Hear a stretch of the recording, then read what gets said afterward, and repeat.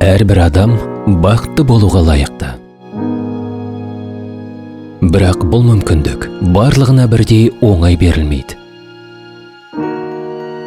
Біреу үшін өмір бұл үнемі қиындықпен күресу. Сол күреске төзе алмауы мүмкін.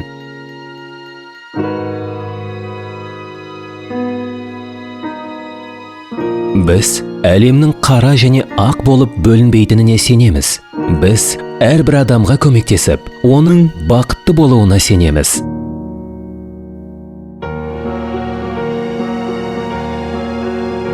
БМС диагнозы бар балалар дені сау балалар жобасы аясында оңалтудан өтуде. Біз шалғайдағы елді мекендерде балалар спорт алаңдарын орнатамыз.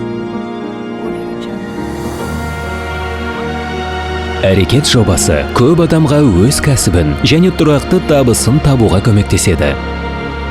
Біздің еріктілер жыл бойы жеңіс жобасы аясында ардагерлерге қамқорлық жасап, көмек көрсетеді. Самұрық Қазына акционерлік қоғамы компаниялар тобының атынан Самұрық Қазына Траст қоры әлеуметтік жобаларды жүзеге асырады. Әлеуметтік және медициналық сектордағы адамдарға, қоғамдастықтарға көмек көрсетеді. Медиа, мәдени қоғамдастықты және адами әлеуетті дамытады. Өңірлерде қазақстандықтардың өмір сүру сапасын жақсартуға бағытталған әлеуметтік инвестициялар бағдарламасын жүзеге асырады. Әр жоба ол адамдар және олардың тарихы, біздің арамыздағы батырлардың тарихы. Самұрық Қазына Траст қоры қазақстандықтарға деген қамқорлықпен.